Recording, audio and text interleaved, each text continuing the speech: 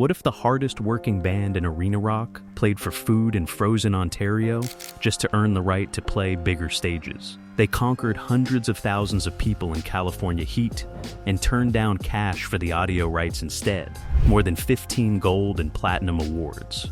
Then a quiet late summer announcement erased it all. 3 men forged by the grind, fractured by success. This is the rise and fall of Triumph. Mississauga, just west of Toronto, 1975. The club scene was alive and loud, and 2 veterans of the local circuit were done playing other people's songs. Drummer Gil Moore and bass player Mike Levine had paid enough dues. They had toured in a cover band so forgettable, it was called Abernathy Shagnister's Wash and Wear Rock and Roll Band. That name alone told you everything you needed to know about where they were and where they refused to stay. Levine had already crossed over into the technical side of the industry, working in jingle production and recording engineering. He understood the machinery of music as well as the music itself. Together, he and Moore resolved to build something real. A disciplined, 3-piece hard rock unit built in the mold of Jimi Hendrix and Led Zeppelin. Lean, powerful, uncompromising. Before we continue, don't forget to like and subscribe to the channel. But they were missing the essential piece. A frontman who could carry the stage and carry the song. They found him in the summer of 1975 at the Hollywood Tavern in a suburb of Toronto. Rick Emmett was on stage with a progressive rock band called Act 3, navigating the kind of complex arrangements that most guitarists wouldn't dare attempt. Moore was skeptical at first. He wondered whether a player steeped in King Crimson and Gentle Giant could turn around and deliver a hard rock stage show. Levine saw it differently. He argued that a musician who could handle that kind of complexity could handle anything. He was right. The 3 men sat down and assessed their compatibility before they ever played a note together. This was a business partnership from day one. Each man brought something the others couldn't replicate. Emmett provided melodic songwriting, classical arranging, and a voice that could soar above any wall of amplifiers. Moore brought drumming power, stagecraft instincts, and blues-driven grit. Levine supplied production savvy, business discipline, and the vision to turn this trio into a self-sufficient machine. They called themselves Triumph, and from the very beginning, they meant it. The early years of Triumph were not glamorous. They were earned in the hardest way possible, on the road through the frozen geography of northern Ontario, playing wherever they could, and building a stage show that had no business being as ambitious as it was. From the very start, the trio made a decision that set them apart from every other bar band grinding through the Canadian circuit. Every dollar they made went straight back into the show. Lighting rigs, pyrotechnics, sound equipment. While other bands were pocketing their door money, Triumph was investing in a production that looked like an arena act, even when they were playing to 100 people in a hockey town. That commitment was tested almost immediately. An agent booked them on a multi-week tour through remote northern Ontario, places where winter came early and stayed late. The band loaded the van, drove north through the cold, and arrived to discover the agent had fabricated the entire tour. The venues had never heard of them. The bookings didn't exist. The story has since become part of Triumph lore. Most bands would have turned around and gone home. Triumph didn't. They worked the phones and found university beer nights that would take them in, playing for whatever came through at the door. Some nights that meant food instead of cash. Some nights it meant sleeping in the van. But every night it meant playing, and playing with the full production, because the standard never dropped regardless of the crowd size. This period forged something in the band that money and record deals couldn't manufacture. It built an internal discipline that refused to accept a shortcut. It established the philosophy that the audience deserved a complete experience whether there were 50 of them or 50,000. This wasn't a band playing a role. This was 3 men who had earned every inch. The break came from an unlikely place. Not New York, not Los Angeles, Texas. In 1977, while Triumph was still establishing themselves in Ontario, a San Antonio FM station called 99.5 KISS picked up their debut album as an import.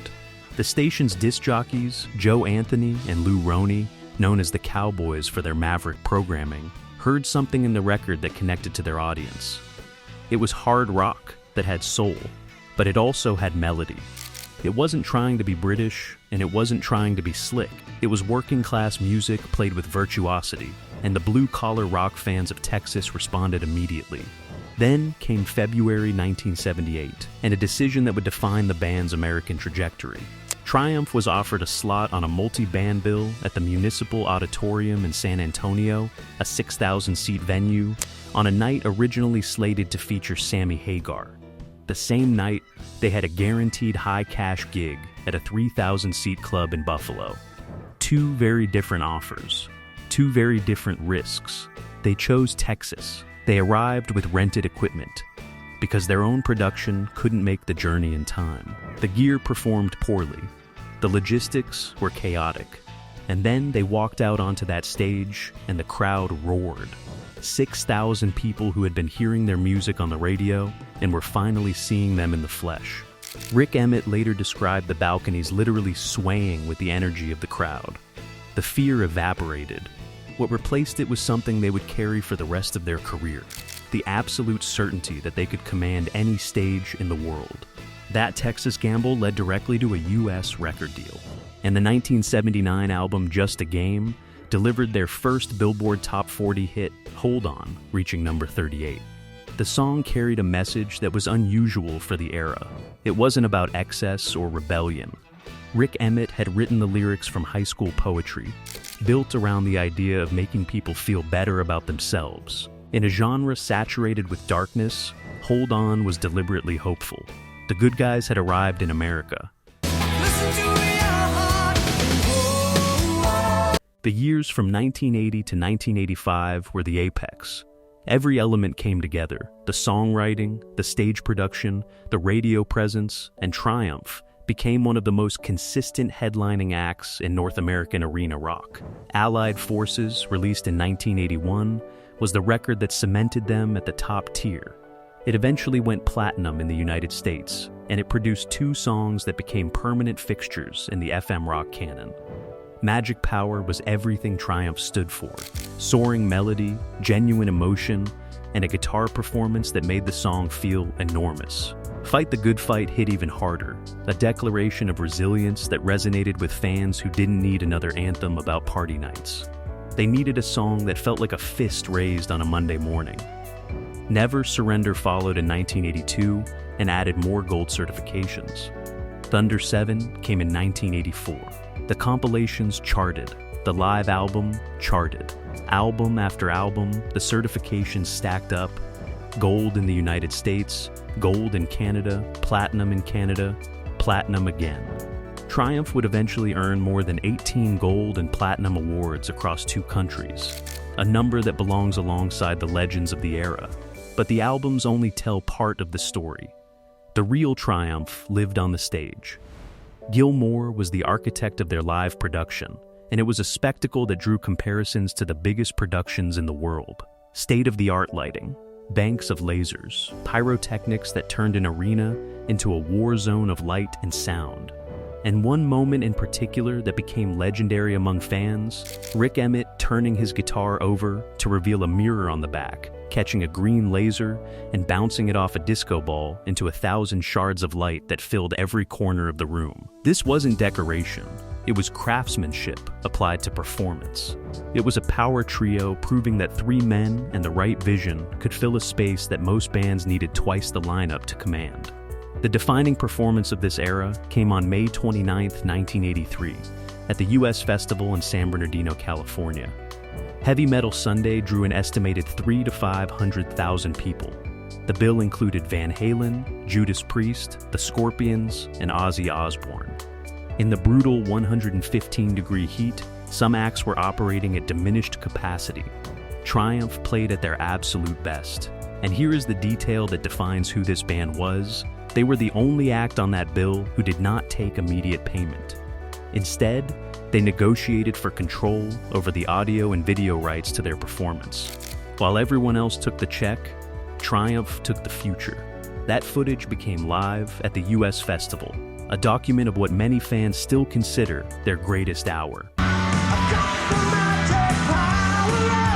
hundreds of thousands of people, the California Sun, and a band from Mississauga playing like they had something to prove.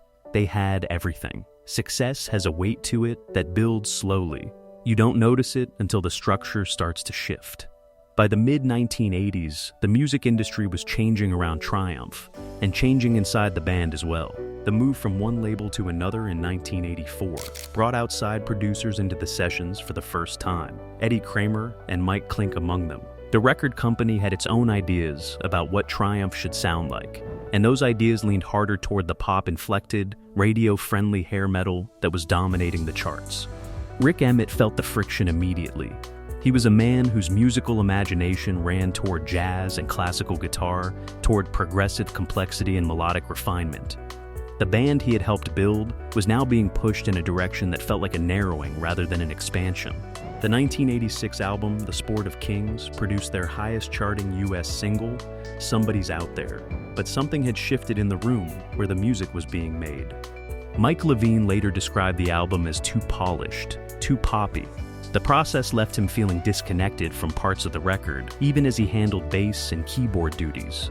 The Three Musketeers model that foundational philosophy of three equal partners building something together was quietly breaking down. Emmett had begun to describe the creative situation as art by democracy, a system where he felt consistently outvoted on decisions that touched the deepest parts of his artistic identity. He wanted autonomy. He wanted the freedom to follow music wherever it led. Inside the band, that wasn't possible anymore. The 1987 album Surveillance was meant to be a return to harder rock. But by then, something essential had evaporated. The band members were recording their parts in isolation, Moore tracking his drums, Levine adding his bass, Emmett finishing his guitar and vocals in separate sessions. The music that had always lived in the electricity between three men in the same room was now being assembled in pieces. The machine was still running, but the engine wasn't running together anymore. Late August 1988, just days before Labor Day, Triumph had just played a show at the Kingswood Music Theatre in the Toronto area, a hometown crowd, a strong night, the kind of performance that gave no indication of what was coming. Shortly after, Rik Emmett gave his notice. No televised breakdown, no leaked recording of a backstage screaming match, no tabloid headline that the fans could have seen coming from a mile away. Just a press release shown on a music television network during a Pepsi Power Hour, confirming that Emmett was leaving to pursue a solo career. For fans in Canada and across the northern United States, it landed like a punch in the chest. The rock and roll machine had just lost its engine, and nobody had heard it sputtering. Emmett later reflected on the split with honesty that took years to arrive. He acknowledged that the three of them had always been partners, but not always close friends. The legal disputes that followed over royalties, album credits, and the financial assets of the band hardened the distance between them. For nearly 20 years, Emmett did not speak to Levine or Moore. The legal process, he said, ruined everything. Moore and Levine attempted to keep the Triumph name alive.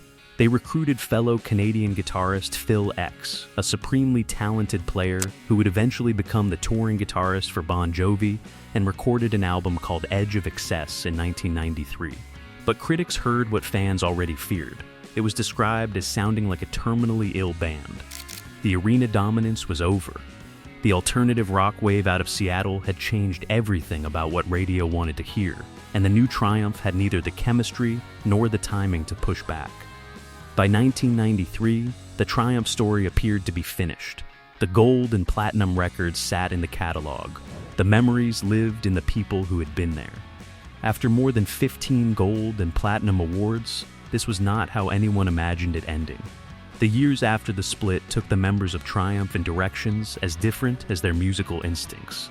Rik Emmett built the solo career he had always imagined, eclectic, uncompromising, and entirely on his own terms. He explored jazz, flamenco, classical guitar, and blues.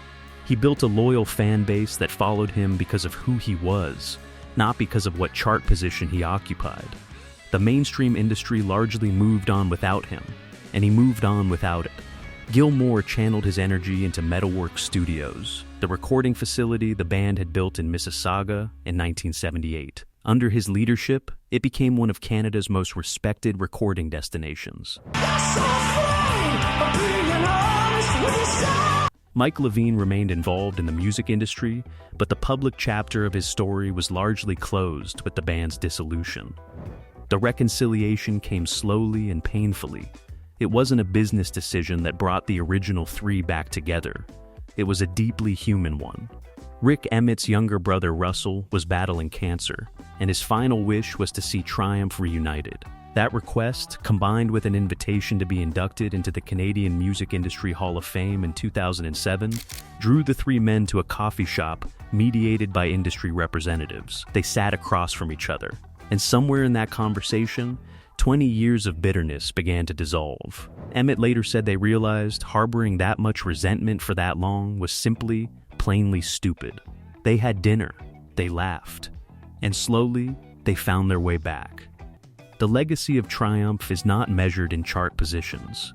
It is measured in car windows rolled down on summer nights, in the memory of a laser bouncing across an arena ceiling, in a song called Magic Power that still hits somewhere deep in the chest.